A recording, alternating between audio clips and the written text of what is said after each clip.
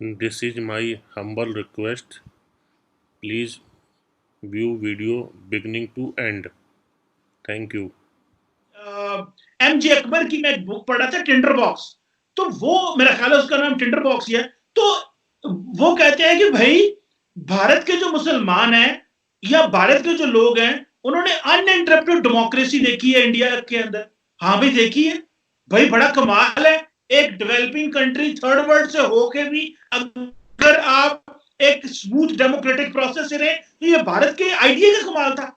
लेकिन लेकिन जो इंपॉर्टेंट चीज देखने की है, आज अगर भारत इस मुश्किल में है, इस गिरदाव में है, इस तंगदही में है, तो उसकी वजह क्या है? उसकी वजह सिर्फ ये है कि आप एक हिंदू मजहबी रियासत बन रहे हैं, एक थियोक्रेटिक स्टेट बन रहे हैं। जैसे हम मजहब का इस्तेमाल करके एक इस्लामी रियासत बने हैं, आप एक हिंदू रियासत बन रहे हैं। और ये मैं आपको एक बात बताऊं, नरेंद्र मोदी साहब ने तो दाढ़ी लंबी कर ली है ना, वो तो अब थोड़े से जो है ना वो पूरे अब जो वो आ रहे हैं, देखिए उनको पता है ना, उन्होंने शादी की है, ना आल औलाद, ना फिक्र फाका, उनको पता है मैंने टुर जाना है, मैं फौत हो गया, मेरी जिंदगी मुक गई, उस तो बाद कख भी नहीं रहना, एंजॉय करो, फिर मैं भारत ਨੂੰ जनाब एक हिंदू रियासत बना दिया। उनको हक क्या करके जाए। और उन्होंने सही कहा कुणाल ने कि उनका मैनिफेस्टो है, बहुत अच्छा मैनिफेस्टो है। ये तो भारत के लोगों को फैसला करना है भाई। पाकिस्तानी सुअर बैठ के कह रहा है कि मोदी जी ने दाढ़ी बढ़ा ली है और शादी नहीं की है, मर जाएंगे तो उनके आगे पीछे तो कोई नहीं है, वो तो हिंदू राष्ट्र बना के चले जाएंगे। अबे साले तुझे उससे क्या दिक्कत हो रही है, सुअर की औलाद? पर्सनल तू क्यों जा रहा है? तू इमरान खान को देख, 3 शादी कर ली है, पहली जो है कहीं और है, दूसरी कहीं और है, तीसरी के 5 बच्चे हैं किसी और से हैं। वो भी अब पता नहीं कब तक रहेगी, कब भाग जाएगी, क्या करेगी, कहाँ पे मुंह मार रही होगी। तेरा इमरान खान क्या कर रहा है? हुँ? उसको भी क्या करना है, उसको भी मर जाना है और निकल लेना है।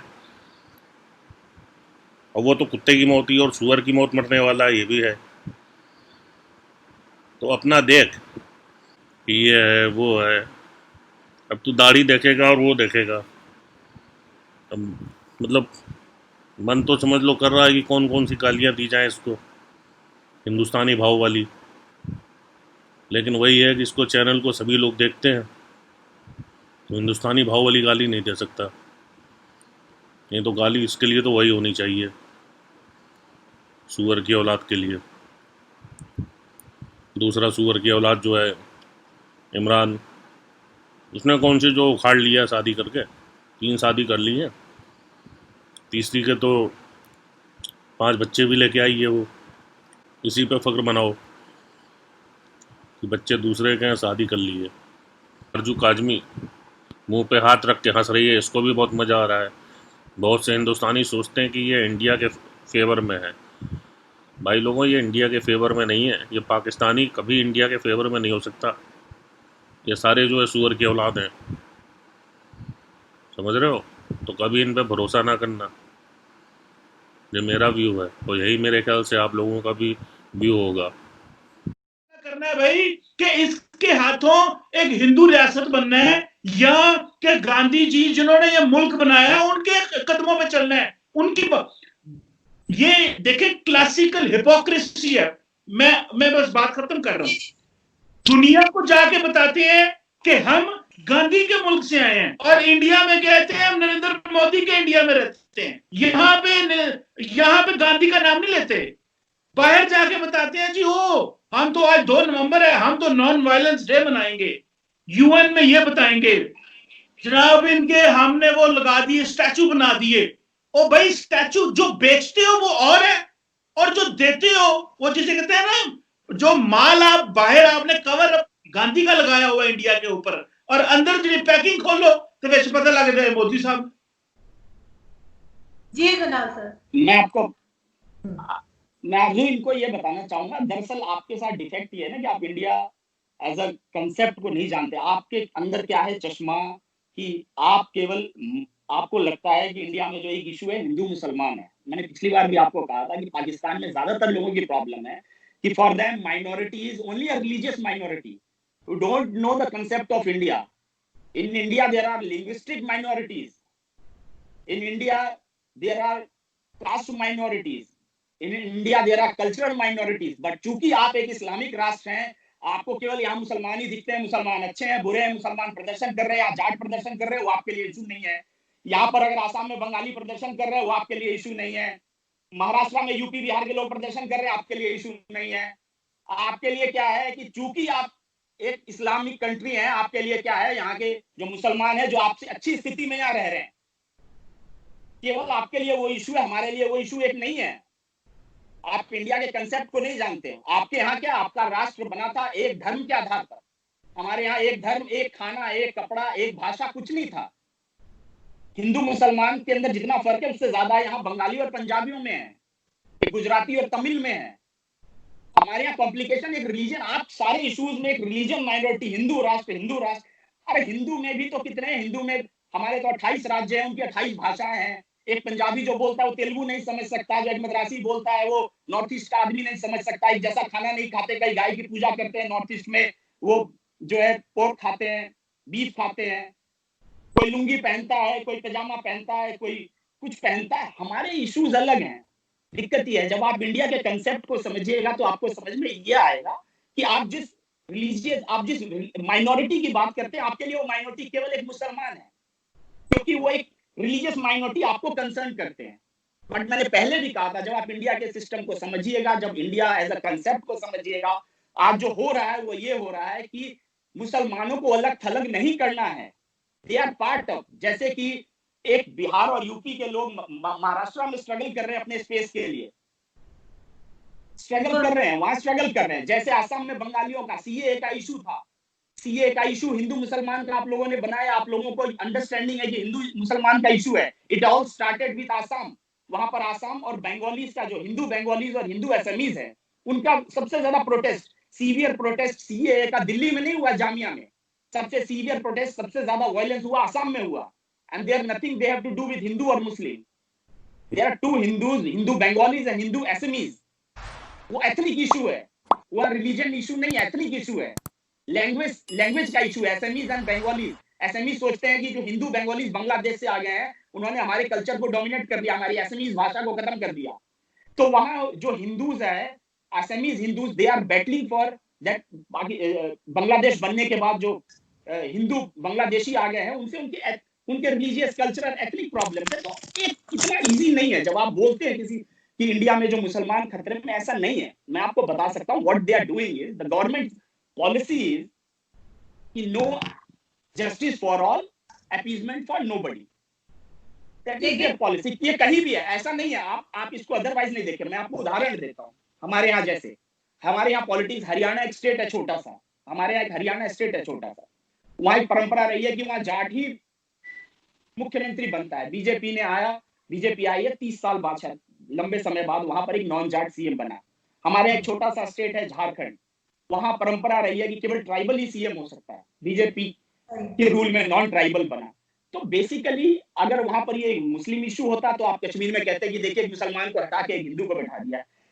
पर इशू ये नहीं है। आप लार्जर इशू जब इंडिया के कंसेप्ट को समझिएगा, यहाँ के जो लोकल डायनेमिक्स और पॉलिटिक्स है, yes I agree, religious minority is one issue. मैं ये नहीं कह रहा हूँ वो इशू नहीं है, उनके कंसर्न इशू नहीं है, but that is not the only issue with us. लेकिन सर हम ऐसा चाहते हैं कि इंडिया में भी अमन हो और पाकिस्तान में भी हो और आपस में एक दोस्ती सी रहे। मैं ये इतनी देर से बताने की कोशिश कर रही हूँ। और एजाज, मेरा ख्याल है थोड़ा सा, एजाज लास्ट कमेंट आपका शोकेस। देखिए मैं आपको उसके लिए जरूरी है, उसके लिए सबसे पहली जरूरत जो है, मैं सबसे पहले आज जो जरूरत है जिस चीज की, दो चीजों की। एक तो जो ट्रस्ट डेफिसिट है, जो सबसे बड़ा इशू है, ट्रस्ट डेफिसिट है। जैसा मैंने कहा आपको कि सबसे पहले समझने की जरूरत है। अगर पाकिस्तान में ये परसेप्शन बन रहा है बार बार आप सब लोगों को कि यहाँ पर जो है मुस्लिम जो है नरेंद्र मोदी सरकार में उनका दमन हो रहा है, उनका सप्रेशन हो रहा है, तो ये गलत परसेप्शन है। ये गलत परसेप्शन है, क्योंकि आपने एक इशू को, एक एजुकेशन को केवल एक रिलीजियस एंगल से देखा है। आपने इंडिया के डायनेमिक्स को नहीं समझा कि इंडिया का जो हिंदू सोसाइटी भी है वो कास्ट ग्रिड है कितनी तरीके से, लिंग्विस्टिक कितने प्रॉब्लम्स है, यहाँ पर कल्चरल प्रॉब्लम्स है, एथनिक प्रॉब्लम्स है। इनके बीच में केवल अगर पाकिस्तान में लोग ये सोच लेंगे कि वहां जो केवल एक रिलीजियस माइनॉरिटी है वही खतरे में है और उसके ऊपर आप इंडिया का परसेप्शन बना लेंगे, तो ये सॉर्ट आउट नहीं होता है इस तरीके से चीजें। ये आपको लग रहा है कि अगर इस तरह से अपने दिमाग में कुछ बना लेंगे परसेप्शन, तो उससे फिर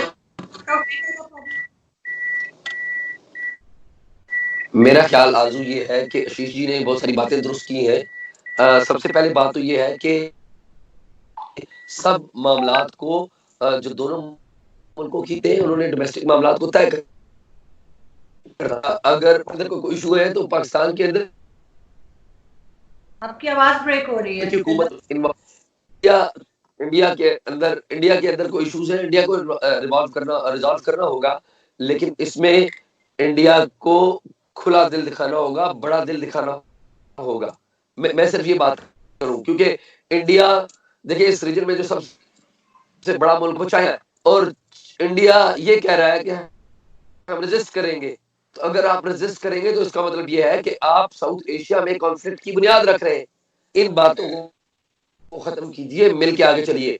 इसके लिए आपको स्टेट्समैनशिप दिखानी होगी, सिर्फ बीजेपी की पॉलिटिक्स नहीं दिखानी, और बीजेपी का एजेंडा पूरी साउथ एशिया पे नाफिज नहीं हो सकता। बिल्कुल सही। अगले है, आपको लोगों ने मैंडेट दिया है, ठीक है, अच्छी बात है, लेकिन लोगों ने मैंडेट पूरे साउथ एशिया को खराब करने का नहीं दिया, इसीलिए रेजिस्टेंस हुई आपके मुल्क के अंदर। इसीलिए आपके अंदर जो पढ़े लिखे लोग हैं, एजुकेटेड लोग हैं, जो चीजों को समझते हैं, वो ये कहते हैं कि ये जो कुछ हो रहा है वो ठीक नहीं हो रहा। और मुझे यकीन है कि आशीष जी के दिल में भी वही बात होगी। जाहिर है हम इंडिया और पाकिस्तान के जर्नलिस्ट बैठे हुए हैं, मुमकिन है कुछ ऐसी बातें जो हम इनके, ठीक है, तो मेरा ये बिलीव है कि ये इस तरह आगे बढ़ना चाहिए। बिल्कुल ठीक। जी चीमा साहब, आपका लास्ट कमेंट। चीमा साहब, आपका चीमा साहब, जी दोबारा सवाल कीजिएगा, सॉरी। मैं कह रही हूँ आपका लास्ट कमेंट, आपके पास भी जी देखिए, मैं ये समझता हूँ कि जो बात कुणाल जी कर रहे थे और रजाक भाई कर रहे थे, मैं समझता ये हूँ कि ये सिर्फ आपने जब एक बड़े लेवल पे ऊपर से फैसला करना है कि आपने भारत को दिखाना किस लेंस से है। अगर 5 अगस्त वाले दिन नरेंद्र मोदी साहब राम टेम्पल का इफ्तिताह करने जाते हैं तो ये क्या मैसेजिंग है? ये मैसेजिंग है कि जो हमने पिछले साल 5 अगस्त को मुसलमानों के साथ किया था वो ठीक किया था, और उन मुसलमानों की जगह हिंदू आ रहे हैं, हिंदुओं को प्रायोरिटी मिलेगी इंडिया के अंदर। ये थी बात। गो के लोग इसे डिसएग्री कर सकते हैं, मेरा मौकफ ये है कि नरेंद्र मोदी साहब ने 5 अगस्त को क्यों चुना? उन्होंने डेलिबरेटली चुना। वो अपनी दाएं बाजू की हिंदू कॉन्स्टिट्यूएंसी को इंप्रेस करना चाह रहे हैं, उनको बता रहे हैं कि आप मेरा साथ दें, मैं मुसलमानों को टफ टाइम दूंगा। किस तरह टफ टाइम देंगे? ये नहीं कि वो जो मुसलमान है वहां को मरवाएंगे या वहां पे दंगे फसाद कराएंगे, वो तो करवाते ही रहते हैं। वो तो ट्रंप की मौजूदगी में मस्जिदों के ऊपर बीजेपी के झंडे लहरा दिए थे, वो तो ये मानने को तैयार ही नहीं है। देखिए, भारत का सबसे बड़ा मसला जो है, नरेंद्र मोदी साहब ने आके वो मुसलमान और हिंदू के दरमियान खड़ा कर दिया है, और वो कहते हैं नहीं मसले को नहीं, हमारे और भी बड़े मसले हैं। भाई मसले होंगे, आप दुनिया को दिखा क्या रहे हैं? जो दुनिया को आप दिखा रहे हैं, जिस तरह का भारत आप दुनिया को दिखा रहे हैं, दुनिया वही देख रही है। चीन को आपने नाराज किया, उन्होंने आपका क्या हाल किया?